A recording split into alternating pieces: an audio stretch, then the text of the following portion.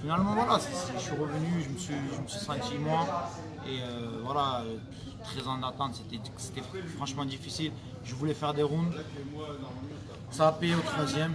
Je suis content de moi, le travail a payé. Et, voilà ce que je veux l'année prochaine, y aller chercher d'autres ceintures. Comment tu as trouvé le style? Dur, costaud, résistant. Après ses coups, franchement, au deuxième, je lui ai rafalé des uppercuts. Il a tenu. Costaud, vraiment, vraiment. Je le savais de toute façon. Je te l'avais dit, tu te rappelles, je t'ai dit, les Australiens, ils viennent, c'est pas pour perdre, ils sont durs au mal. Et après le deuxième, quand il est revenu, je croyais qu'il serait un peu mou. Mais il est revenu quand même, il a mis quelques coups et voilà, le coup à l'uppercut, là, ça l'a mis KO. Il était dangereux avec ses coups. Il avait une lourde droite.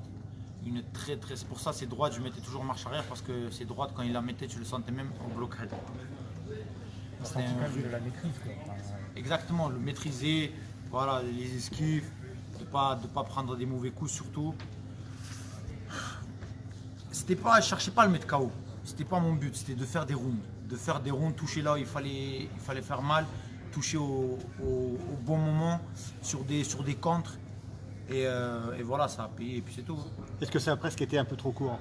Trop court. Ouais. Franchement, je n'ai pas cherché les rounds, je cherchais juste à toucher. Donc ça serait premier, comme ça serait troisième, comme septième, ça serait pareil. En tout cas, ce que moi je cherchais pas, c'était de ne pas le mettre KO, mais de toucher, taper, toucher. Surpris d'avoir trouvé aussi vite tes repères et d'avoir fait ce que tu voulais aussi vite sans base. Du tout, parce que c'est un travail, tu sais, c'est des automatismes un boxeur. C'est ce que tu fais à l'entraînement, ça se reproduit sur le ring. Donc je pense que ce qu'il m'a dit mon coach, il m'a dit tu mets beaucoup de percutes en haut, mais tu vas jamais en bas. Mais finalement, j'ai mis le percute droit et le crochet au corps et ça a payé. Un mot sur Bercy, Arsène? Bercy, fantastique. On va revenir à un rêve encore. J'aurais jamais pensé cette ambiance-là. Franchement, c'était juste chaud au cœur et ça me donne surtout envie de revenir et de reboxer pour d'autres ceintures et unifiées devant ce public magnifique à Paris. C'est quoi la suite maintenant justement pour toi? Ça, il faut poser la question à Sébastien. Moi, ce qui est sûr déjà, c'est que voilà, l'année prochaine, je veux aller voir dans une autre fédération conquérir au moins 2 ceintures. C'est mon souhait depuis maintenant, on va dire, depuis ça a commencé l'année 2019. Finalement, voilà, il y a eu ces 13 mois d'attente. On devait l'avoir déjà cette année au moins. Mais comme il y a eu la World Series of Boxing qui est en mode pause, on va dire, avec Bredis et Glovaski, il y a eu un mauvais coup. Ils vont refaire un rematch. Et il y a Dorticos qui est en attente pour boxer le gagnant, encore le rematch de Bredis et Glovaski. Et ce qui est sûr, en tout cas, ce qu'on voit avec mon promoteur, battre une tête pour avoir 3 ceintures, qu'est-ce qui est plus bon encore? De ne pas aller voir 4 personnes pour gagner d'autres ceintures, mais en tout cas, il y a une seule personne à battre. Pour avoir 3 ceintures, c'est magnifique. Donc, on va essayer de faire ça, de prendre le gagnant du World Series of Boxing. Est-ce que tu peux nous raconter ton entrée justement dans cette salle, ce public? À Bercy. Ouais. Franchement, je rentre comme chez moi. Que ça soit à Bercy, que ça soit à Marseille, je suis chez moi, on est en France. C'est pas la ville, mais ce qui est sûr, c'est que devant 14 000 ou je sais pas 13 000 personnes, c'est grandiose. Ça fait chaud au cœur, ça te donne envie, ça te motive. Dès que tu sais que tu vas rentrer, il y a le public qui hurle et voilà, tu veux rentrer et boxer, c'est magnifique. On t'a bien vu avec le sourire? Exactement, toujours le sourire, je garde toujours le sourire. Ça fait un petit moment que tu n'as pas combattu à Blagnac ou à Toulouse, tu n'as pas envie de demander à Sébastien qui te monte un combat là-bas? À Toulouse, Ouais. c'est pas moi. Franchement, j'aurais souhaité déjà l'année dernière. Voilà, on a vu le maire. C'était pas si facile que ça. Parce qu'on va dire, il faut être clair, c'est pas une région de boxe, c'est une région de rugby. Voilà, on a hésité un peu. On a finalement fait 2 fois à Marseille. On revient à Paris. Maintenant, on va voir l'année prochaine ce qui nous attend. Peut-être les États-Unis, c'est mon souhait en tout cas. Pourquoi pas boxer aux États-Unis devant un public américain, Las Vegas, New York, peu importe. Mais sortir un peu aussi, ça fera du bien, voilà, d'avoir d'autres motivations et devant d'autres publics, ça fait grandiose encore. Indépendamment du fait de rencontrer un seul adversaire pour 3 ceintures, est-ce que tu as une préférence entre Bielis, Dorticos ou Glovaski? Est-ce que pugilistiquement par rapport au On va dire Dorticos, il a un peu mon style offensif, c'est un bagarreur, il met des coups durs, il frappe fort. Bredis, technicien, qui cherche à casser ta boxe. j'aurais plus préférence d'Ortikos, on va dire. Brady, c'est quelqu'un voilà, qui bouge, qui tourne, qui fait un peu chier sur le ring, on va dire. J'aurais préféré Dorticos, il est plus naturel, il est plus boxeur du style normal de base. Avant que les WSB se concluent, tu as envie de faire quoi? De rencontrer qui? Parce que, il va falloir attendre. Jusqu'à WSB, Ouais, au jour d'aujourd'hui. Non, jusqu'à avant que Mais- Bialis soit mais ça, on verra avec la WBA parce qu'il y a un challenger officiel, je pense, il y a Igorov. Ouais. Voilà. Et ça, je pense pas que les Russes ils vont venir en France, en tout cas. C'est un jeune prodige chez eux qui vient de monter, qui est champion du monde amateur, qui a, je pense, 10-11 combats. Écoutez, l'avenir nous dira. En tout cas, il y a Sébastien pour gérer ça. Je ne peux pas dire, mais non. En tout cas, ce qui est sûr, c'est que voilà, peu importe qui sera, je veux boxer. Et toi, tu iras en Russie sans problème? Il n'y a pas de souci, moi. Peu importe l'endroit, ce que je veux, c'est de boxer au jour d'aujourd'hui. Parce que voilà, il faut dire, j'ai 32 ans. J'ai pas 10 ans encore carrière devant moi. Tu les fais pas. Donc. Je ne les fais pas, je suis jeune, c'est sûr. Mais là, j'ai là. Voilà, je veux boxer, peu importe. Russie, États-Unis, Biélorussie, c'est pareil. Voilà, je veux juste aller boxer et montrer Arsène Féroz Boulamérien. Justement, en termes de visibilité, de notoriété, cette victoire de ce soir va faire beaucoup. Énormément.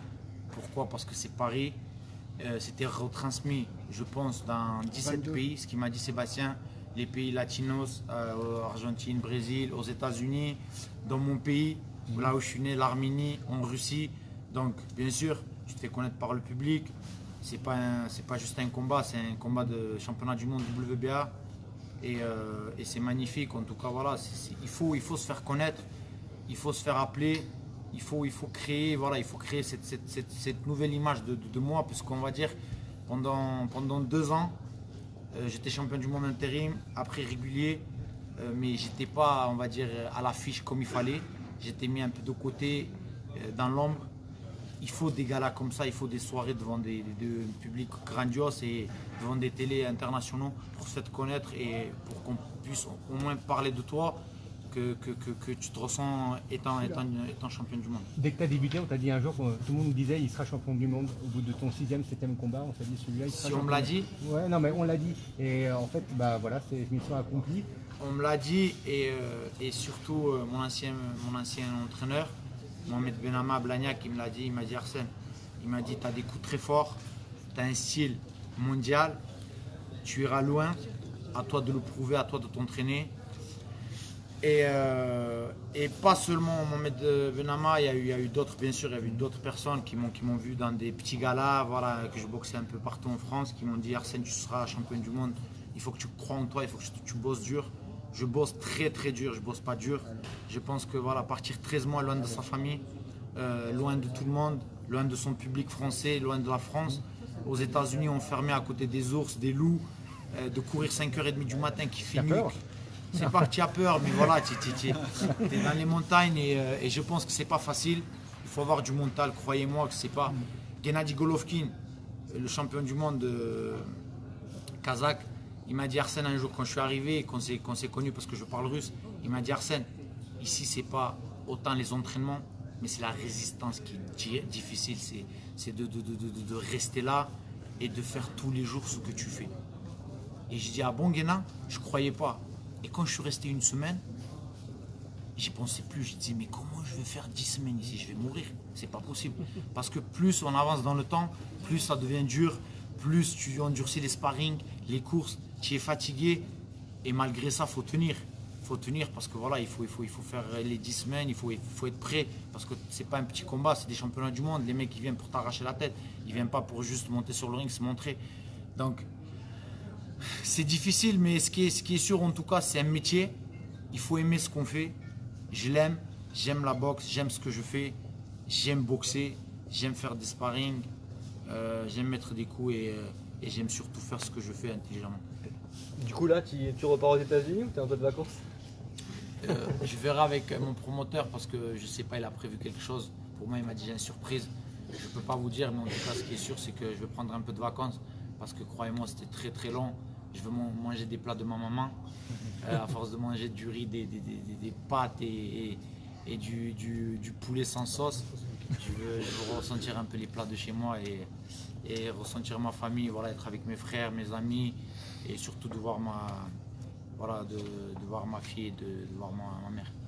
T'as pas peur de plus avoir envie un jour à Big Bear, d'être à Big Bear et de dire non, je veux ça. Si j'aurais plus envie de faire de la boxe. Mais t'as pas peur que ça t'arrive comme Je ça, que ça pense tombe pas. dessus? Non, parce que j'aime ce que je fais et je suis habitué maintenant. Ça fait 3 ans quand même.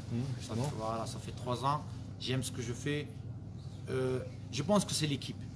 Quand on est bien entouré. Quand vous arrivez la première fois quelque part, même que ça soit dans un hôtel de 5 étoiles, il y a tout. Mais si vous n'avez pas l'équipe qui va avec, je pense que vous vous ennuyez. Mais quand vous restez avec le temps, vous faites une équipe, vous faites des amis, des connaissances. Donc, vous ne pensez plus autant. Vous passez des bons moments parce qu'on a des bons collègues. On a Guéna, on a Mourad Gassiev, on a Sergei, on a des boxeurs. Il y a Michel Soro qui est mon pote, on va dire mon frère de sang, qu'on est ensemble. Et le moment passe vite, même si on souffre, on ne compte pas le temps. On ne compte pas le temps parce que ça passe vite, on est entre nous. Un mot sur Michel, du coup. C'est 100%. Michel, magnifique, je n'ai pas pu voir le combat, mais en tout cas, ce qui est sûr, c'est qu'il a mis KO. C'était son souhait. Il m'a dit Arsène, je vais en terminer. Il m'a dit voilà, de finir ce polémique, ce qui se passe en France, qui est le boss, moi ou lui. En tout cas, je vais le prouver, c'est sur le ring que ça se passe. Il a prouvé, c'est un grand champion. Et félicitations à lui. Arsène, j'ai vu Riyad Mehri dans la salle. Est-ce que ça, une revanche avec lui, que maintenant il est champion intérim, est-ce que ça pourrait être d'actualité? Moi, en tout cas, ce qui est Il est sûr, pas c'est venu que là pour rien. je suis là, que ce soit Riyad Mehri ou que ce soit autre. Je suis prêt. S'il est désigné challenger officiel, avec plaisir, je boxerai, on fera un match revanche. On verra vraiment qui est le patron de la WBA. Mais ce qui est sûr, il n'y a pas de souci, je suis là, je suis prêt, je veux pourquoi pas le boxer. Mais je pense qu'il a un autre adversaire avant moi. Et question toute bête, on a vu que les meilleurs lourds légers, Usyk, Kassiev, apparemment s'y préparent, monter en poids lourd. Toi, tu l'envisages un jour, ça? Ou peut-être ça a peut-être été posé déjà? L'avenir est surprise. Au jour d'aujourd'hui, je me sens dans cette catégorie. Pourquoi? Parce que T'es à combien de kilos sur le ring le soir? Aujourd'hui, Oui. si je vous dis, vous allez être choqués. Avant de venir, j'étais à 89 800. Ah oui, tu cannes pas, ouais, d'accord. Vous imaginez, je me suis pesé à 89 300 hier, on est d'accord? Ok. Tu fais pas de rebond? J'ai pas pris de poids. J'ai mangé des pâtes Oui. à midi. Ce matin, je me suis même pas levé pour faire petit déjeuner parce que j'avais pas faim. Avant de venir, 89 Ah oui, c'est 800. exceptionnel. Même toute ma famille était choquée parce que normalement je monte à 95, 91, Ouais. mais je prends pas beaucoup de poids et dans la vie de tous les jours je suis à 95, mais vraiment il faut que je me bourre Ah, pour lourd, arriver. c'est pas envisageable. Donc voilà, ce qu'il m'a dit mon coach, il m'a dit t'es un vrai réel Ouais. lourd léger et il m'a dit c'est une erreur de monter au poids lourd. Je pense aussi. qu'il faut aller voir des mecs de 120 kg, il y a 30 kg d'écart, je pense que c'est beaucoup. On a l'impression que tu es à ta plénitude. Bien sûr que tu es encore perfectible, mais est-ce que tu penses que tu n'es pas très loin de ton maximum? Non pas de tes zéro défaut, mais tu es quand même presque sur ton maximum au niveau boxe. Est-ce que ta marge de progression est grande ou tu as l'impression d'être à ta plénitude? Maximum non, parce qu'on ne s'arrête jamais très à loin. apprendre, on apprend toujours, on va dire on travaille sur des choses qu'on fait, mais on le précise encore plus pour le mûrir. Mais Que ça soit- tu n'es plus très loin du max, là. Exactement, vous l'avez vu sur le ring quand même. C'était des coups parfaits, c'était des coups voilà, que je touchais, ça sortait propre. Mais je soif de travail, donc j'écoute mon coach. Et bien justement, je l'ai écouté, il m'a dit uppercut du droit, crochet en bas, je l'ai fait, puis perfect, le coup parfait, ça a payé et voilà. Tu te plais sur un ring? Si je me plais sur un ring, Ouais. je sais pas, vous devez me le dire. Ok, merci à toi, félicitations. Merci beaucoup. à toi. On a fini? Merci à vous, merci d'être venu. Il y a juste une photo.